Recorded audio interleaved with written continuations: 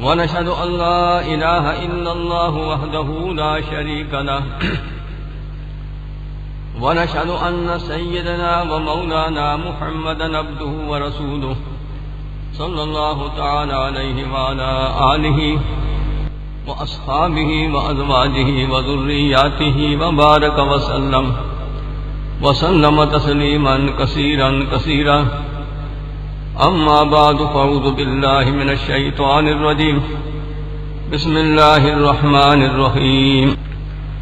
لقد جاءكم رسول من أنفسكم عزيز عليه ما عنتم حريص عليكم بالمؤمنين رؤوف رحيم. فإن تولوا فقل حسبي الله لا إله إلا هو عليه توكلت وهو رب العرش العظيم. لقد جاءكم رسول من انفسکم،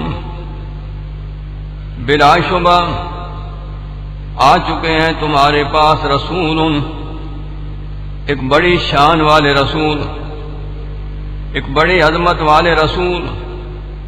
من انفسہم، من انفسکم، جو تم ہی میں سے ہیں. عزیز علیہ ما عنتم، بھاری ہے ان پر ما عنتم، وہ جو تکلیف پہنچے تم کو.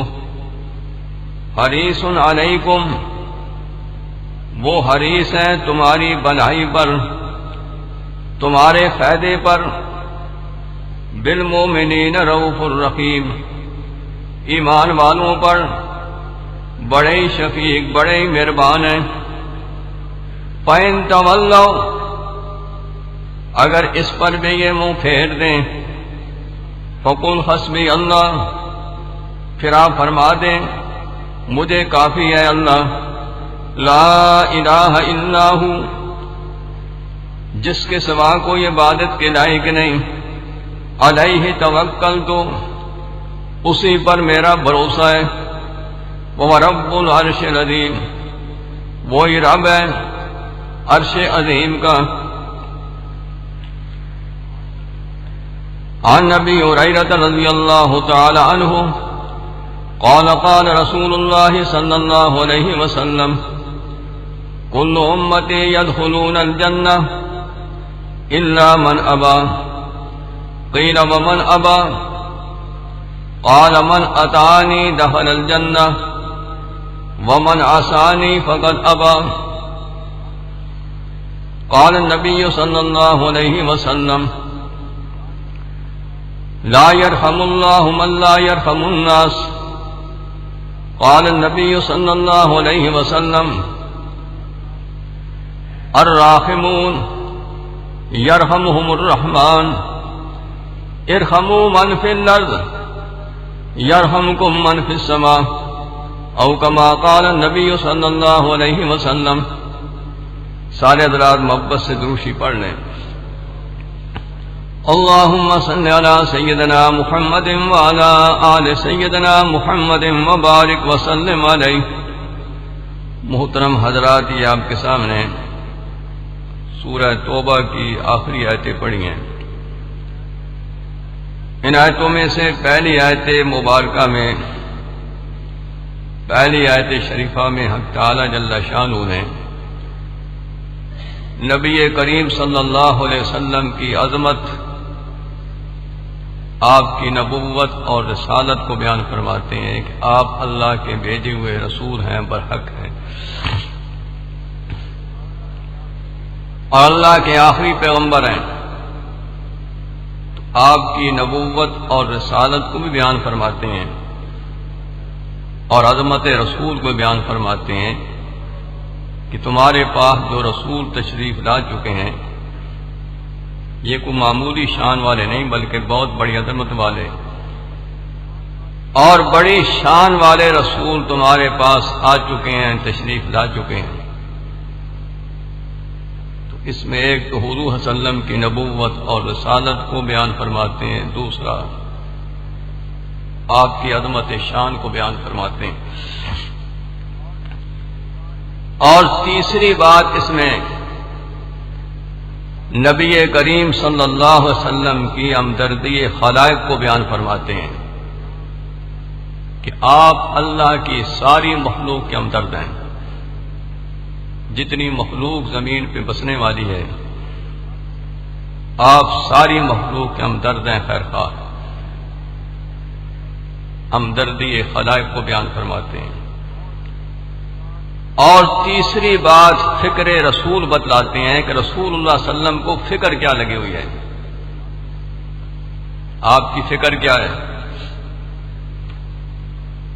تو تیسری بات فکر رسول صلی اللہ علیہ وسلم سمجھاتے ہیں، بیان فرماتے ہیں. اور اس کے بعد نبی کریم صلی اللہ علیہ وسلم کی کامیابی کا بیان ہے. آپ کو تسلی دیتے ہیں کہ اگر اتنی بڑی ہمدردی کے باوجود بھی یہ دنیا کے مشرک اور کافر اگر آپ کی نبوت کو نہیں مانتے، آپ کو نبی رسول نہیں مانتے اور ہماری توحید کو نہیں مانتے، آپ کی اتنی بڑی شفقت ہمدردی خیر خواہی کے باوجود بھی اگر کہ آپ کی دعوت کو نہیں سنتے نہیں مانتے، یہ خدا کی توحید کو ماننے کے لیے تیار نہیں، یہ شرک چھوڑنے پہ تیار نہیں، آپ کی نبوت کو اگر نہیں مانتے تو حق تعالی جل شانہ فرماتے ہیں کہ آپ کو کوئی فکر نہیں کرنی چاہیے. آپ صاف اعلان کر دیں فقل حسبی اللہ، مجھے میرا اللہ کافی ہے. اگر ساری دنیا بھی میرا ساتھ چھوڑ دے، ساری دنیا میری مخالف ہو جائے تو میرا کچھ بھی نہیں بگاڑ سکتی، اس لیے کہ میرا اللہ مجھے کافی ہے.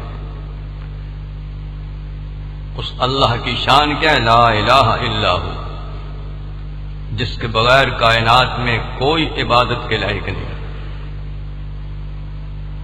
کوئی معبود بننے کا مستحق نہیں. ساری کائنات کا حاجت روا مشکل کشا ایک اللہ، علیہ توکل، تو میرا بھروسہ اسی ذات پر ہے.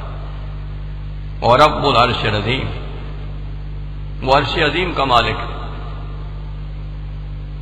جو عرش عظیم کا مالک ہے، ساری مخلوق کا، سارے کائنات کا مالک ہے. تو ساری کائنات کا مالک جس کے ساتھ ہو جائے، دنیا کی کوئی طاقت اس کا کچھ نہیں بگاڑ سکتی. اس آخری آیت میں نبی کریم صلی اللہ علیہ وسلم کو اللہ پاک تسلی دیتے ہیں کہ آپ اتنے بڑے شفیق ہیں، مخلوق کے ہمدرد ہیں کہ جس کی مثال نہیں مل سکتی. اپنے پرائے سب کے ہمدرد ہیں، کفار مشرکین کے بھی آپ ہمدرد ہیں. اتنی بڑی ہمدردی خیر خواہی دل سوزی کے باوجود اگر یہ آپ کی دعوت کو نہیں مانتے، خدا کی توحید کو نہیں مانتے، آپ کی نبوت رسالت کو نہیں مانتے، ان بدبختوں کا اپنا نقصان ہے، آپ کا کچھ نہیں بگاڑ سکتے. آپ صاف اعلان کر دیں حسبی اللہ، میرا اللہ مجھے کافی ہے. تو یہ چند باتیں ان آیتوں میں سمجھاتے ہیں. تو پہلی آیت شریفہ میں نبی کریم صلی اللہ علیہ وسلم کی نبوت اور رسالت کو اور آپ کی عظمت شان بیان فرماتے ہیں کہ آپ کے پاس جو رسول پہنچ چکے ہیں، تشریف لا چکے ہیں، یہ بڑی عظمت والے، بڑی شان والے رسول ہیں. لَقَدْ جَاءَكُمْ رَسُولٌ مِّنْ أَنفُسِكُمْ، اس ساری دنیا کے انسانوں، عرب ہو کہ عجم ہو، شمال میں رہنے والے ہو کہ جنوب میں، مشرق میں بسنے والے ہو کہ مغرب میں، مرد ہو کہ عورتیں ہو، وقت کے بادشاہ ہو یا مزدور ہو. لَقَدْ جَاءَكُمْ رَسُولٌ مِّنْ أَنفُسِكُمْ، بلا شبہ آ چکے ہیں، تشریف لا چکے ہیں تمہارے پاس رسول، ایک بڑی شان والے رسول. رسول پہ تنوین تعظیم کی عظمت کی ہے۔ ایک بڑی شان والے رسول تمہارے پاس تشریف لا چکے ہیں، من انفسکم، جو تم ہی میں سے ہیں، تمہارے قبیلے، تمہارے خاندان کے، انسانوں میں سے ہیں، کوئی آسمان میں رہنے والی مخلوق میں سے نہیں بلکہ تم ہی میں سے ہیں، تمہارے خاندان میں سے ہیں، تمہارے قبیلے کے ہیں، جن کی امانت اور دیانت، جن کی صداقت کو، جن کے اخلاق اور کردار کو تم اچھے طریقے سے جانتے ہو کہ ایسی شان والے ہیں کہ جن جیسا کوئی امانت دار دیانتدار بھی کوئی نہیں، اور جن جیسا کوئی سچا بھی نہیں۔ اللہ نے وہ بلند اخلاق آپ کو دیے ہیں کہ جس کی مثال کوئی پیش نہیں کر سکتا، اور انہی اخلاق کا یہ اثر تھا کہ جو خوش نصیب کلمہ پڑھ کے آپ کے ساتھی بن گئے، شاگرد بن گئے، آپ کے جوتوں میں بیٹھنا جن خوش نصیبوں کو مل گیا، آپ کے یار بن گئے، ساتھی بن گئے، نبی کریم صلی اللہ علیہ وسلم کے اخلاق کا وہ نمونہ بن گئے۔ ان صحابہ کی جماعت کو بھی اللہ نے وہ اخلاق، وہ ہمدردی، وہ شفقت علی الخلق اللہ نے صحابہ کو بھی وہ دی کہ جن کی ہمدردی کو دیکھ کر کے اللہ کے فرشتے بھی رشک کرتے تھے۔ تو نبی کریم صلی اللہ علیہ وسلم کی عظمت شان، آپ کی نبوت اور رسالت کو بھی بیان فرماتے ہیں، آپ کی عظمت شان کو بیان فرماتے ہیں کہ بڑی شان والے، بڑی عظمت والے رسول تمہارے پاس تشریف لا چکے ہیں، من انفسکم، جو تم ہی میں سے ہیں، انسان ہیں، آسمان کے کوئی فرشتے نہیں، انسانوں میں سے ہیں، تمہارے قبیلے کے ہیں، برادری والے ہیں، اولاد والے ہیں، بیوی بچوں والے ہیں، آپ کی برادری ہے، کنبہ ہے، من انفسکم، تم ہی میں سے ہیں، اس لیے کہ انسانوں کو ہدایت انسانوں سے ہوتی ہے، انسانوں کے لیے نمونہ انسان ہی بنتا ہے، کوئی فرشتہ انسانوں کے نمونہ نہیں بن سکتا۔ اس لیے اللہ نے جتنے نبی رسول بھیجے ہیں سب انسانوں میں سے تھے، سیدنا آدم علیہ السلام کے اولاد میں سے، اور جناب محمد الرسول اللہ صلی اللہ علیہ وسلم جو اللہ کے آخری نبی، آخری رسول، جن کی نبوت اور رسالت قیامت تک رہے گی، اور جن کی لائی ہوئی شریعت قیامت تک رہے گی، قیامت تک آنے والے سارے انسان رسول صلی اللہ علیہ وسلم کی امتی ہیں، خواہ مسلمان ہیں یا کہ غیر مسلم ہیں، سب آپ کی امت ہے۔ اب اس میں رسول اللہ صلی اللہ علیہ وسلم کی ہمدردی خلائق کو بتلاتے ہیں کہ کتنے بڑے مخلوق کے ہمدرد ہیں۔ فرماتے عزیز علیہ ما عنتم، ایسی عظمت والے، شان والے رسول تمہارے پاس تشریف لا چکے ہیں، جن کا حال یہ ہے، جن کی ہمدردی خیر خواہی کا حال یہ ہے۔ ماں باپ تو اپنی اولاد کے ہمدرد ہوتے ہیں، استاد شاگرد کا ہمدرد ہوتا ہے، درجہ بدرجہ، لیکن محمد الرسول صلی اللہ علیہ وسلم کی ذات اقدس خدا کی ساری مخلوق کے ہمدرد ہے۔ اس میں اپنا پرایا، امیر غریب، مرد عورت، کافر مسلم، متقی فاسق فاجر کا کوئی امتیاز نہیں، سب کے ہمدرد، سب کے خیر خواہ۔ فرماتے ہیں عزیز علیہ ما عنتم، اس شان کا رسول تمہارے پاس پہنچ چکا، تشریف لا چکا، عزیز علیہ ما عنتم، ان پر بڑی بھاری ہے کہ تم کو تکلیف پہنچے، تمہاری کوئی تکلیف برداشت نہیں کر سکتے۔ کسی غیر مسلم پر بھی تکلیف آئے تو جناب رسول صلی اللہ علیہ وسلم بے چین بے قرار ہو جاتے تھے، اس طرح بے چین بے قرار جیسا کہ بچے پہ تکلیف آئے تو ماں باپ بے چین بے قرار ہو جاتے، اس سے بڑھ کر کے اور کیا ہمدردی ہوگی۔ عزیز علیہ ما عنتم، ان پر بڑی بھاری ہے، ما عنتم، وہ جو تم کو مشقت پہنچے، تم کو تکلیف پہنچے، تمہاری تکلیف ان پر بڑا بوجھ بنتی ہے، اور تمہاری تکلیف وہ برداشت نہیں کر سکتے، تمہاری تکلیف کی وجہ کر کے بے چین بے قرار ہو جاتے ہیں۔ یہ ہمدردی خلائق آپ کی بتلا رہے ہیں کہ رسول اللہ صلی اللہ علیہ وسلم خدا کی ساری مخلوق کے ہمدرد، اتنی بڑی ہمدردی خیر خائی رسول اللہ صلی اللہ علیہ وسلم کے سینے میں۔ اس لیے رسول اللہ صلی اللہ علیہ وسلم یوں چاہتے ہیں کہ امت پہ آسانی رہے، میری امت پہ آسانیاں ہوں، اور امت دنیا اور آخرت کے عذاب سے محفوظ ہو جائے، ساری امت ایمان لے آئے، خدا کی توحید کو مان لے، شرک پرستی کو چھوڑ دے، کو قبروں کو پوج رہا ہے، کو کہاں پوجا کر رہا ہے،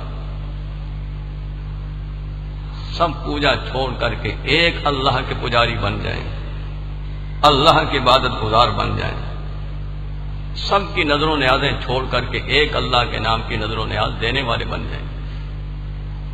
عبادت اللہ کا حق ہے، اللہ کے حق میں دوسرے کو شریک کرنا یہ بہت بڑا ظلم ہے، اسی لیے قرآن نے فرمایا ان الشرک لظلم عظیم، یہ شرک تو بہت بڑا ظلم ہے۔ تو نبی کریم صلی اللہ علیہ وسلم کی سینہ مبارک میں ساری مخلوق کی ہمدردی خیر خائی، آپ مخلوق کی کوئی تکلیف برداشت نہیں کر سکتے، آپ یوں چاہتے ہیں کہ امت پہ آسانی رہے، اور یہ میری امت جو مشرق سے لے کے مغرب تک، شمال سے لے کے جنوب تک خشکی میں بستی ہے یا تری میں بسنے والے ہیں، اب موجود ہیں یا قیامت تک آنے والے ہیں، ان پہ آسانی رہے، کوئی دشواری مشقت آسانی رہے، اور میری امت دنیا اور آخرت کے عذاب سے محفوظ ہو جائے، بچ جائے۔ بچنے کی شکل یہ ہے کہ ایمان لے آئے، جیسا میرا ایمان ہے، میرے ساتھیوں کا، میرے صحابہ کا ایمان ہے، میرے شاگردوں کا ایمان ہے، ایسا ایمان لے آئے۔ اللہ کے حکم، خدا کی شریعت، خدا کا قرآن جو لے کر کے میں آیا ہوں، اللہ کے حکموں پہ اس طرح عمل کریں جیسا کہ مجھے دیکھ رہے ہیں، جیسے میرے صحابہ مجھے دیکھ کر کے عمل کر رہے ہیں، اس طریقے سے ساری امت اللہ کے حکموں پہ عمل کرنے والی بن جائے، تاکہ امت دنیا اور آخرت کے عذاب سے محفوظ ہو جائے۔ کتنی بڑی ہمدردی اور شفقت ہے ساری مخلوق۔ اللہ فرماتے ہیں کہ اتنے ہمدرد ہیں کہ تمہاری تکلیف برداشت نہیں کر سکتے، یوں چاہتے ہیں کہ امت پہ آسانی رہے، اور ساری امت اللہ کے عذاب سے، اللہ کے گرفت سے محفوظ ہو جائے، دنیا کے عذاب سے بھی محفوظ ہو جائے، آخرت کے عذاب سے بھی محفوظ ہو جائے۔ جب بھی عذاب آتا ہے تو بدعمالیوں کی سزا ہوتی ہے، بدعمالیوں کی وجہ سے۔ جب یہ لوگ اپنی حالت نہیں بدلتے، خدا کی نافرمانیاں، گناہ جب اعلانیہ ہوتے ہیں، روکنے والے روکنا چھوڑ دیتے ہیں، یا منع کرنے والے روکنے والے اقلیت میں چلے جاتے ہیں، تو پھر خدا کا عذاب آ جاتا ہے۔ اگر کسی نے دیکھنا ہے یہ دیکھ لیں، ابھی رمضان شریف کے اندر جو آیا، بستیوں کی بستیاں تباہ و برباد ہو گئیں. وہ بستیاں جو آباد تھیں، وہ شہر جو آباد تھے اور لوگوں کی تفریح گاہ سیر گاہ بنے ہوئے تھے، عیاشیوں کے اڈے بنے ہوئے تھے، مملکت اسلامیہ میں مسلمان ہو کر کے عیاشیوں کے اڈے، شراب خانے اور پتہ نہیں کیا کیا گناہ تھے. اللہ نے جب پکڑا تو پھر ایسا پکڑا کہ پھر بچانے والا بھی کوئی نہ بچا سکا. اللہ کی پکڑ سے بھلا کون بچا سکتا ہے؟ تو نبی کریم صلی اللہ علیہ وسلم کی ہمدردی خلائق، شفقت خلائق کو بیان فرماتے ہیں کہ آپ ساری مخلوق کے ہمدرد ہیں. اس میں اپنے پرائے، امیر غریب، کافر مسلم کوئی فرق نہیں. آپ کفار مشرکین کے بڑے ہمدرد ہیں.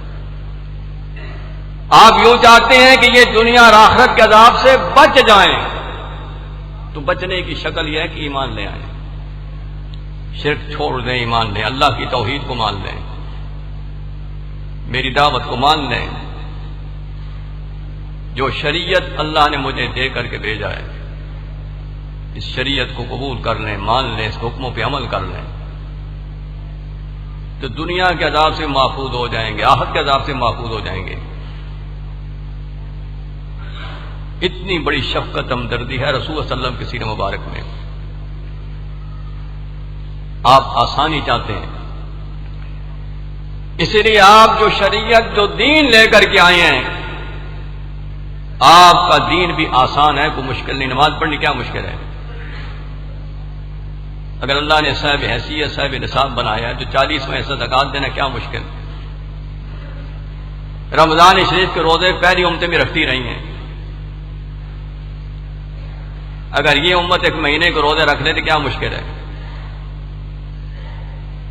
آپ جو دین لے کر کے آئے ہیں وہ دین بھی آسان ہے. اور پھر یہاں تک کہ جب رسول اللہ صلی اللہ علیہ وسلم کسی علاقے میں کسی حاکم کو بھیجتے تھے، کسی آدمی کو گورنر حاکم بنا کے بھیجتے تھے، اسے خصوصی طور پہ وصیت فرماتے تھے، یسروا ولا تعسروا، امت پہ آسانی کرنا، مشکل نہ کرنا. اللہ کے حکم آسان کر کے سمجھائیں، مشکل نہ بنائیں. دین آسان ہے، مشکل نہیں. یسروا ولا تعسروا، آسانی کرنا، شفقت کرنا، اللہ کے بندوں پہ رحم کرنا. جو حدیث میں نے پڑھی، اس حدیث میں حضور صلی اللہ علیہ وسلم نے فرمایا، لا یرحم اللہ من لا یرحم الناس. اللہ اس شخص پہ خصوصی رحمت نہیں فرماتے، من لا یرحم الناس، جو شخص انسانوں پہ رحم نہیں کرتا. اب یہاں الناس کا لفظ فرمایا، مومن کا لفظ نہیں فرمایا. تو ناس میں سارے انسان شامل ہیں، اس میں مرد بھی ہیں، عورتیں بھی ہیں، مسلم بھی ہیں، غیر مسلم بھی ہیں، متقی پرہیزگار بھی ہیں، فاسق فاجر گناہگار بھی ہیں، مرد بھی ہیں، عورتیں بھی ہیں. الناس کا لفظ فرمایا، فرماتے ہیں لا یرحم اللہ من لا یرحم الناس. اللہ اس شخص پہ خصوصی رحمت نہیں فرماتے، من لا یرحم الناس، جو شخص انسانوں پہ رحم نہیں کرتا، جس کے دل میں انسانوں کی ہمدردی نہیں، رحم نہیں، ایسے شخص پہ اللہ پاک رحم نہیں فرماتے. کیا ہی پیاری تعلیم ہے اسلام کی. یہاں ناس کا لفظ فرمایا، اس ناس میں ساری دنیا کے انسان شامل ہیں، مسلمان ہیں کہ غیر مسلم ہیں، یہودی ہیں کہ عیسائی ہیں، کافر ہیں کہ مشرک ہیں، کوئی بھی ہیں. الناس میں سارے انسان شامل. تو یہ تعلیم دی کہ سارے انسانوں کے ساتھ ہمدرد بن کے رہنا ہے، سب کی ہمدردی کرنی ہے. اور دوسری حدیث فرمایا، الراحمون یرحمہم الرحمن، رحم کرنے والوں پہ رحمان رحم کرتا ہے. الراحمون یرحمہم الرحمن، جو رحم کرتے ہیں ان پہ رحمان رحم کرتا ہے۔ آپ فرمائے ارحموا من فی الارض یرحمکم من فی السماء، او میری امت تم زمین والوں پہ رحم کرو، آسمان والی ذات تم پہ رحم کرے گی۔ اب ذرا الفاظ دیکھیے حدیث کے، الراحمون یرحمہم الرحمن، کیا ہی شفقت ہمدردی ہے کہ رحم کرنے والوں پہ رحمان رحم کرتا ہے، وہ رحمتوں کا مالک، رحم کرنے والوں پہ اللہ پاک رحم کرتے ہیں۔ ارحموا من فی الارض یرحمکم من فی السماء، ارحموا من فی الارض، یا من فرمایا او میری امت تم زمین پہ بسنے والوں پہ رحم کرو۔ اب زمین پہ بسنے والے انسان بھی ہیں، جانور بھی ہیں، جیسے انسان زمین پہ بس رہے ہیں جانور بھی تو بستے ہیں۔ تو یہاں سب کے بارے میں تعلیم دے رہے ہیں کہ زمین پہ بسنے والی کوئی مخلوق بھی ہے، انسان تو انسان ہے، جانوروں پہ بھی رحم کریں، کسی پہ ظلم نہ کرنا، یہ ظلم اللہ کو برداشت نہیں۔ اسی حدیث میں آتا ہے کہ آپ فرماتے ہیں الظلم ظلمات یوم القیامہ، قیامت کے دن یہ ظلم ظلمات بن کر کے آئے گا۔ یہ معمولی گناہ نہیں، بہت بڑا گناہ ہے، اللہ کی مخلوق پر ظلم کرنا، بے انصافی کرنا، انصاف نہ کرنا، یہ بہت بڑا جرم ہے۔ تو یہاں آپ فرما رہے ہیں او میری امت زمین پہ بسنے والوں پہ رحم کرو۔ اب زمین پہ بسنے والوں میں انسان بھی شامل ہیں، جانور بھی شامل ہیں۔ اسلام کی تعلیم دیکھیے کتنی پاکیزہ تعلیم ہے، دنیا میں کائنات میں سے بہتر کو تعلیم پیش کر سکتا ہے؟ ہمارا چیلنج ہے اگر کوئی اس سے بہتر تعلیم پیش کرتا ہے تو ہمارے سامنے لائے۔ آج کا بگڑا ہوا انسان کو برداشت نہیں کر رہا۔ یہ کیوں بگڑا ہے کہ رسول اللہ صلی اللہ علیہ وسلم کی تعلیمات آج ہماری عملی زندگی میں نہیں۔ اگر رسول اللہ صلی اللہ علیہ وسلم کی تعلیمات، آپ کی سیرت جس کو سیرت النبی کہتے ہیں، آج کل سیرت کے بڑے کانفرنسیں بھی ہوتی ہیں، اجلاس بھی ہوتے ہیں، سب کچھ ہوتا ہے، جگہ جگہ ہو رہے ہیں۔ صحابہ کو ان کانفرنسوں کی ضرورت نہیں تھی، انہوں نے کانفرنسیں کوئی نہیں منائی۔ اس کی وجہ یہ تھی کہ ان کا عمل خود سیرت تھا۔ ان کا کون سا عمل تھا جو جناب رسول صلی اللہ علیہ وسلم کی سیرت نہیں تھی، سیرت کی ترجمانی نہیں کر رہا تھا؟ ان کا ایمان دیکھیے تو رسول صلی اللہ علیہ وسلم کی ایمان کا ترجمان تھا۔ ان کے اخلاق دیکھیے، ان کی صورت دیکھیے، سیرت دیکھیے، ہمدردی اخلاق دیکھیے،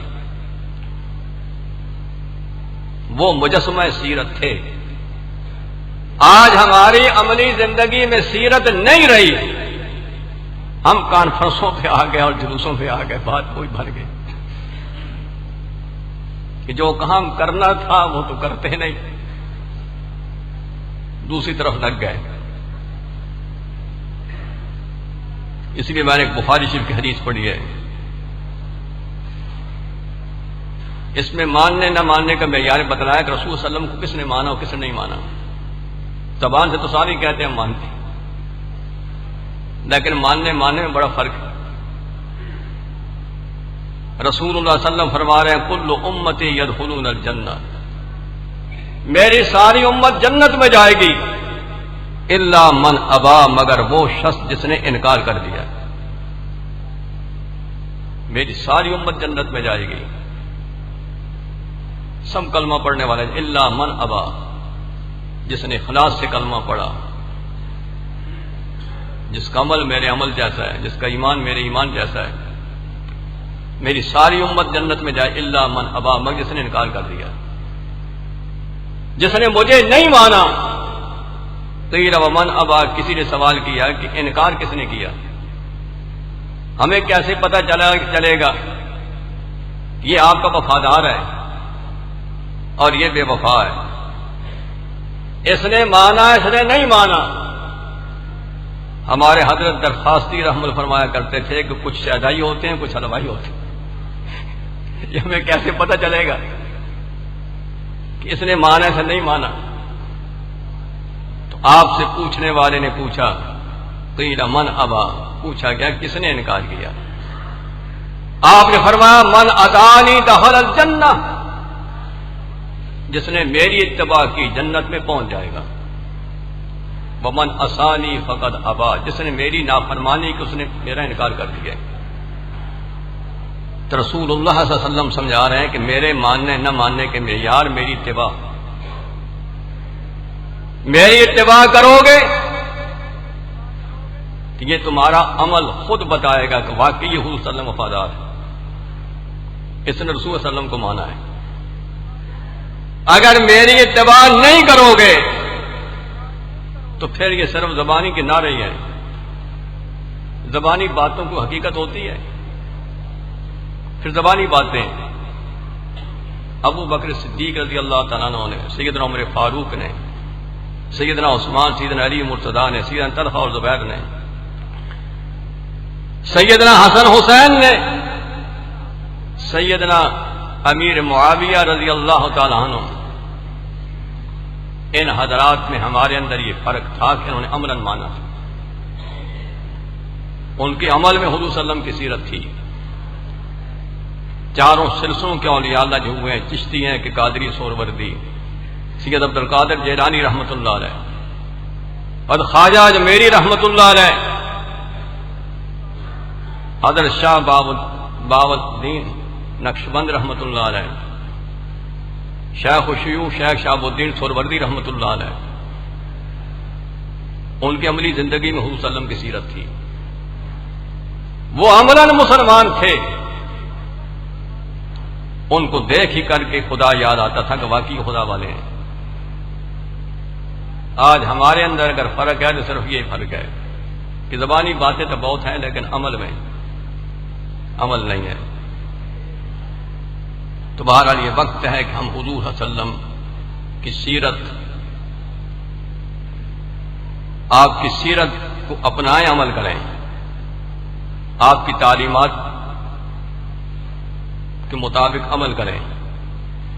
جب آپ کی تعلیمات پہ عمل کریں گے انشاءاللہ اللہ پاک رحمتیں برسائیں گے، خدا آپ کو محفوظ کر دیں گے، دنیا بھی بنا دیں گے، آخرت بنا دیں گے۔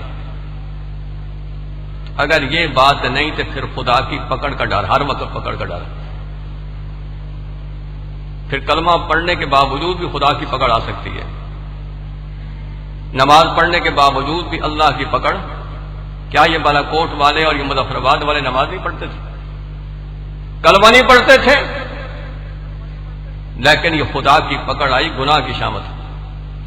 ہر آدمی کو چاہیے کہ اپنے گناہ کو دیکھے اور وقت ہے کہ چھوڑ دے۔ اب بھی رحمت کا دروازہ کھلا ہوا ہے، اگر آدمی گناہ چھوڑ کر سچی توبہ کرتا ہے اللہ پاک بڑے خوش ہوتے ہیں، خدا کی رحمت اس کا استقبال کرتی ہے کہ میرا بندہ آ گیا۔ لیکن اگر توبہ ہی نہ کرے، اس کی فکر ہی نہ ہو، احساس ہی نہ ہو، تو بتاؤ اس کا کیا علاج ہو سکتا ہے؟ تو حاصل یہ ہے کہ نبی کریم صلی اللہ علیہ وسلم کی عظمت شان بھی بتلاتے ہیں، ہمدردی خلائق بھی بتلاتے ہیں۔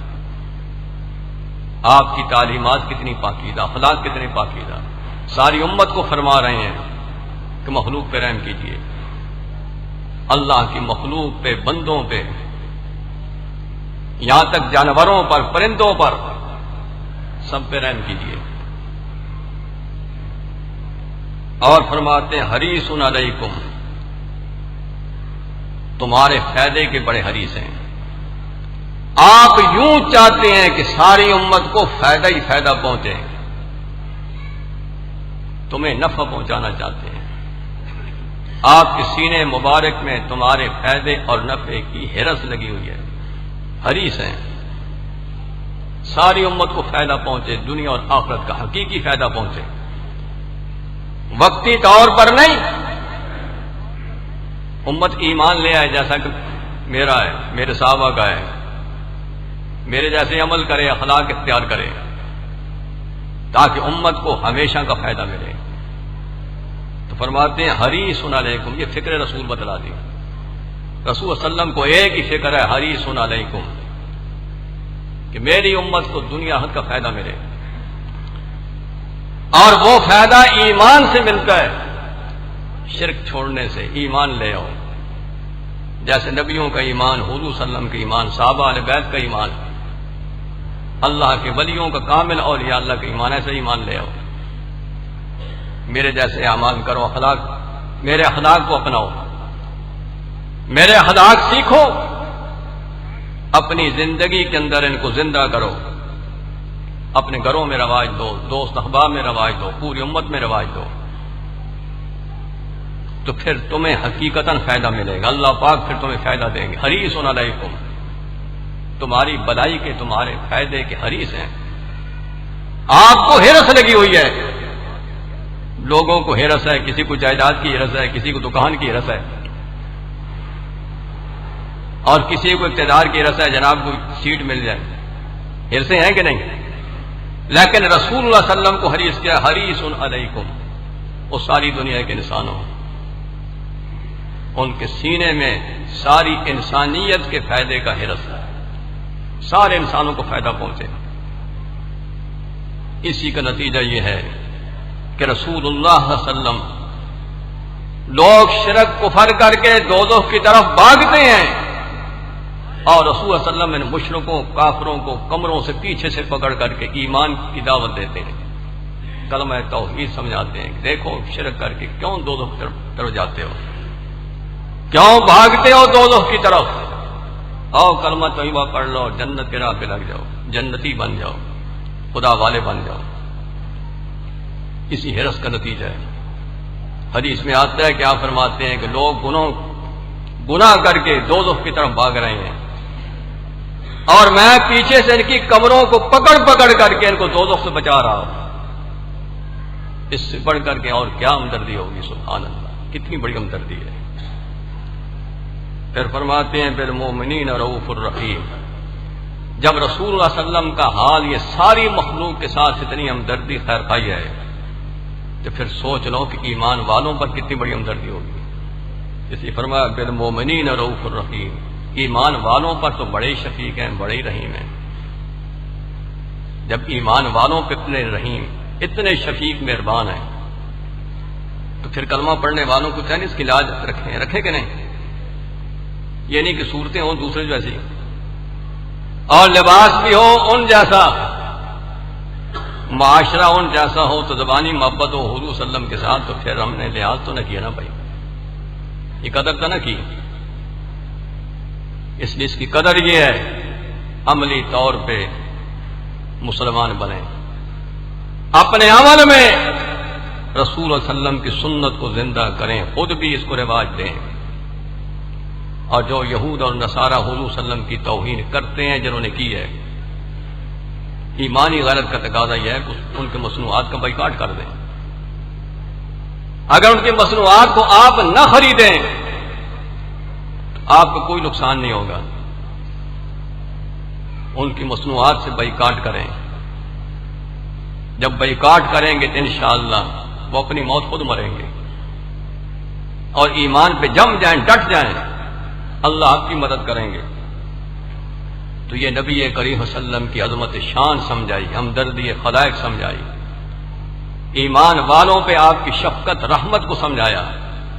اتنی شفقت اور رحمت والے نبی تمہارے اندر آ چکے ہیں، ان کی قدر کیجئے، کلمہ پڑھو، مسلمان ہو، قرآن پاک پر ایمان لاؤ، اللہ کے قرآن کے حکموں پر رسول صلی اللہ علیہ وسلم کی سنت کے مطابق عمل کرو، ایمان پہ ڈٹ جاؤ، رواج دو۔ ساری دنیا مخالف ہو جائے تو کچھ نہیں کر سکتی، ہمیں چاہیے خدا ہمارے ساتھ ہو۔ خدا کو ساتھ لینا چاہتے ہو تو پھر آپ جیسا صحابہ جیسا ایمان بنائیں، اخلاق سیکھیں۔ آج جو تفرقے پڑے ہوئے ہیں تو اس کی وجہ یہ ہے کہ رسول صلی اللہ علیہ وسلم کے اخلاق ہمارے اندر نہیں، وہ شفقت ہمدردی ہمارے اندر نہیں۔ ہر آدمی کہتا ہے میں ہی بڑا ہوں، میری بات مانی جائے۔ رسول اللہ صلی اللہ علیہ وسلم والے اخلاق سیکھیں، وہ شفقت ہمدردی سیکھیں، انشاءاللہ یہ منتشر انسان مجتمع ہو جائیں گے۔ آپ کے اخلاق کے بغیر دنیا میں کوئی ایسی چیز نہیں اس امت کو مجتمع جمع کرنے والی۔ وہ حضور صلی اللہ علیہ وسلم کی تعلیمات، آپ کے اخلاق، آپ کی شفقت ہمدردی ہے۔ کیا ان باتوں پہ عمل کریں گے؟ رسول اللہ صلی اللہ علیہ وسلم کے اخلاق ہمدردی سیکھیں گے، کسی کو دکھ مت پہنچائیں، سب کو ہمدرد بنیں، سکھ پہنچائیں، دکھ نہ پہنچائیں، سب پہ شفقت کریں، اللہ پاک آپ پہ رحم کریں گے۔ آخر میں حضور صلی اللہ علیہ وسلم کو اللہ پاک تسلی دیتے ہیں کہ اتنی بڑی ہمدردی شفقت کے باوجود اگر یہ مشرک ایمان کی دعوت قبول نہیں کرتے، آپ کا کوئی کچھ نہیں بگاڑ سکتا۔ آپ کہہ دیں فقل حسبی اللہ، مجھے میرا اللہ کافی ہے۔ جس کے ساتھ اللہ ہو جائے اسے دنیا کی کوئی طاقت کچھ نہیں بگاڑ سکتی۔ ہم بھی چاہتے ہیں خدا ہمارے ساتھ ہو، چاہتے ہیں کہ نہیں؟ پھر ایمان بھی ایسا بنائیں، صورت بھی سیرت بھی آپ جیسے اعمال کریں، آپ کے اخلاق سیکھیں، سنت سیکھیں، اپنی عملی زندگی میں اپنائیں، رواج دیں۔ اگر یہ نہیں ہوگا تو پھر معلوم نہیں اللہ پاک کی کیسی گرفت آ جائے۔ اس وقت انتشاری کا نتیجہ ہے، اور ہمارا ملک اللہ تعالیٰ اس کی حفاظت فرمائے۔